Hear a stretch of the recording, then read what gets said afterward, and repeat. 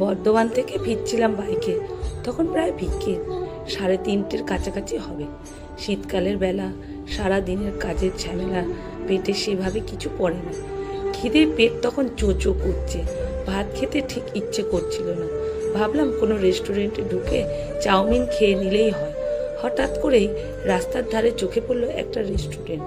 তবে রেস্টুরেন্টটা খুব একটা বড় নয়। রেস্টুরেন্টের পাশেই রয়েছে একটা শেড। দেখলাম শেডের নিচে বসার জন্য রয়েছে 15-16টার মতো চেয়ার, তাও সুন্দর করে সাজানো। শেডের মাথায় বড় বড় করে লেখা আছে অপুর সংসার। এমন একটা সুন্দর নাম দেখে মনটা কেন জানি না এমনি ভালো হয়ে গেল। বাইকটা সাইডে রেখে চাউমিন অর্ডার করতে যাব। রেস্টুরেন্টের ছেলেটি বলল, দাদা ভেতরে আসুন, ভেতরে চেয়ার আছে, বসুন। মনে হচ্ছে অনেক দূর থেকে আসছেন, তাই না? সামনে বেসিন আছে, হাত মুখ ধুয়ে নিন। সামান্য কয়েকটা কথা কি আন্তরিকতা ভরপুর। মনে হলো না কোনো রেস্টুরেন্টে এসেছি। বাড়িতে অতিথি এলে যেমনটা আমরা করি, ঠিক তেমনি ছেলেটির চোখে মুখে এক অদ্ভুত সরলতা, মুখে লেগে আছে মায়া। বয়স খুব একটা বেশি না। চাউমিন অর্ডার করতে 10 মিনিটের মধ্যেই বানিয়ে দিল। আরাম করে বসে ওই রেস্টুরেন্টে তখন চাউমিন খাচ্ছি। ঠিক সেই সময় একজন ভদ্রলোক এলেন বাইক নিয়ে। বাইকটা একেবারেই নতুন। ভেতরে ঢুকে বললেন, অপু কোথায় রে? অপু মানে রেস্টুরেন্টের এই ছেলেটি। বয়স 28-30 হবে। বুঝেই গেলাম রেস্টুরেন্টের নামটা কেন অপুর সংসার। অপু তখন অন্য এক কাস্টমারের সাথে পেমেন্ট নিচ্ছিল। ভদ্রলোককে দেখেই অপু বলল, আসুন স্যার। আমি ভাবলাম হয়তো উনি খাবার জন্য এসেছেন, কিন্তু ভদ্রলোককে বলতে শুনলাম, অপু, কাল অনেক উপকার করেছিস আমার। কি বিপদে না পড়েছিলাম, তুই না থাকলে তো বিরাট সমস্যায় পড়ে যেতাম রে ভাই। তাই জন্য কি যে বললি বলেন স্যার, আমার কর্তব্যটুকু আমি করেছি। এই নিন আপনার গাড়ির চাবিটা। তারপর ভদ্রলোক অপুর হাত থেকে চাবিটা নিয়ে হোটেলের পাশে রাখা পুরনো একটা বাইক নিয়ে বেরিয়ে গেলেন। গাড়িতে স্টার্ট দেওয়ার আগেই বলে গেলেন, ফেরার পথে তোর সাথে দেখা করছি অপু। অবাক হলাম, উনি এলেন নতুন বাইক নিয়ে, কিন্তু নতুন বাইকটা রেখে পুরনো বাইকটা নিয়ে বেরিয়ে গেলেন কেন? কৌতূহল একটা থেকেই গেল। অপু জিজ্ঞেস করেই ফেলল। ভদ্রলোক নতুন বাইক নিয়ে এলেন, কিন্তু পুরনো একটা বাইক নিয়ে বেরিয়ে গেলেন। মনে হলো অপু হেসে হেসে বললেন, আসলে নতুন বাইকটা আমার, আর যিনি এসেছিলেন উনি আমার স্কুলের স্যার। গতকাল স্যারের বাইকটা আমার রেস্টুরেন্টের সামনে এসে স্টার্ট বন্ধ হয়ে গেল। আমি স্যারকে বললাম, আমার বাইকটা নিয়ে আপনি চলে যান, আর আপনার বাইকটা রেখে যান। আমি মেকানিককে ডেকে সারিয়ে রাখবো, কারণ কাছাকাছি কোনো গ্যারেজ এখানে নেই। সেই 1.5 কিলোমিটার দূরে।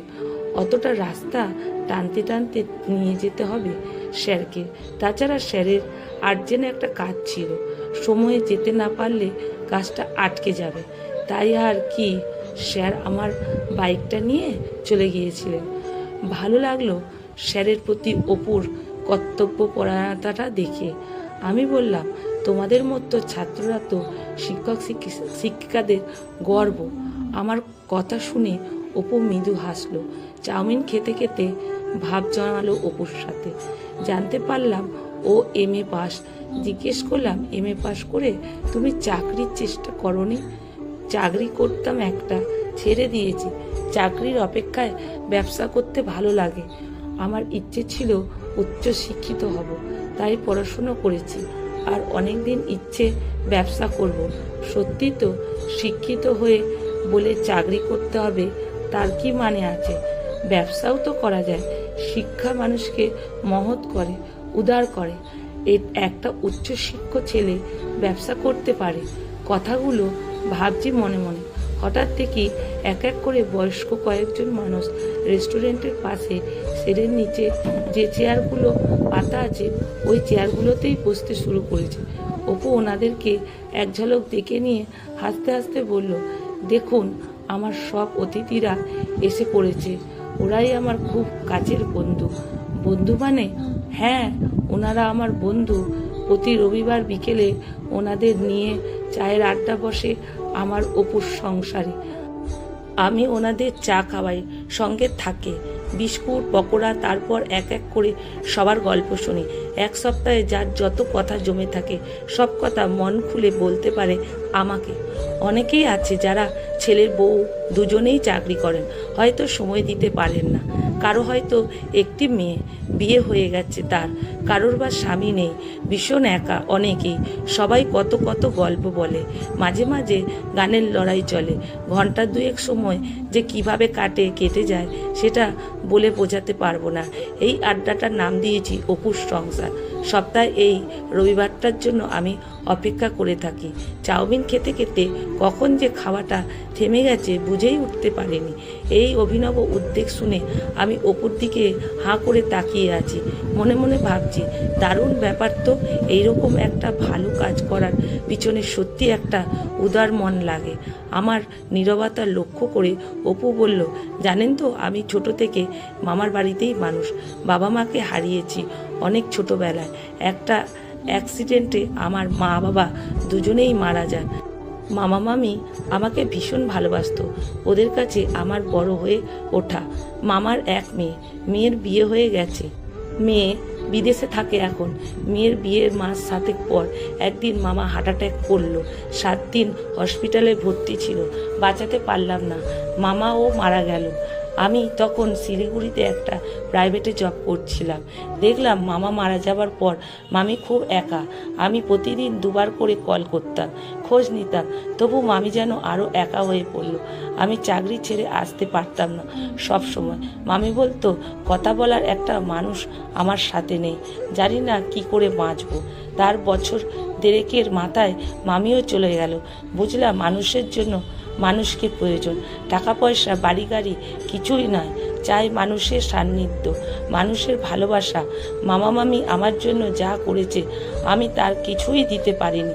চাকরি ছেড়ে চলে এলাম এখানে, এসে ব্যবসা শুরু করেছি।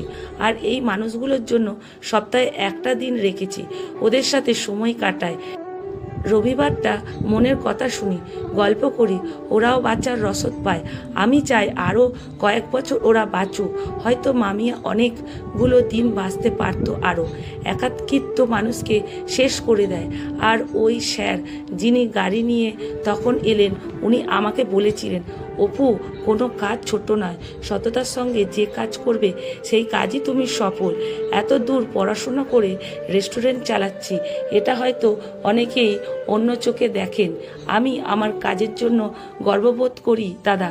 যদি একের দ্বারা ভালো কিছু করতে পারি তাহলেই তো আমি সার্থক। সত্যি তো, এমন মানসিকতা কতজনের থাকে। কয়েকটা সার্টিফিকেট শুধু মাত্র ডিগ্রির একটা বোঝা মাত্র, তাতে হয়তো ভালো চাকরি মেলে, কিন্তু উচ্চশিক্ষিত হয়ে প্রকৃত শিক্ষায় কতজন আমায় শিক্ষিত হতে পারে? প্রকৃত শিক্ষা থেকে তার চিন্তা, তার মানসিকতা। ছেলেটি এমনভাবে স্যালুট না জানিয়ে পারল না। এরকম আরও অনেক অপুর সংসার গড়ে উঠুক, এরকম হাজার হাজার অপু জন্ম নিক। শেষ বয়সে মানুষ এইভাবে যেন অপুর মতো মানুষদের খুঁজে পেতে পারে, তাহলে আরও কয়েকটা দিন বেঁচে থাকার রসদ পাবে। এমন অপুদের সংসার।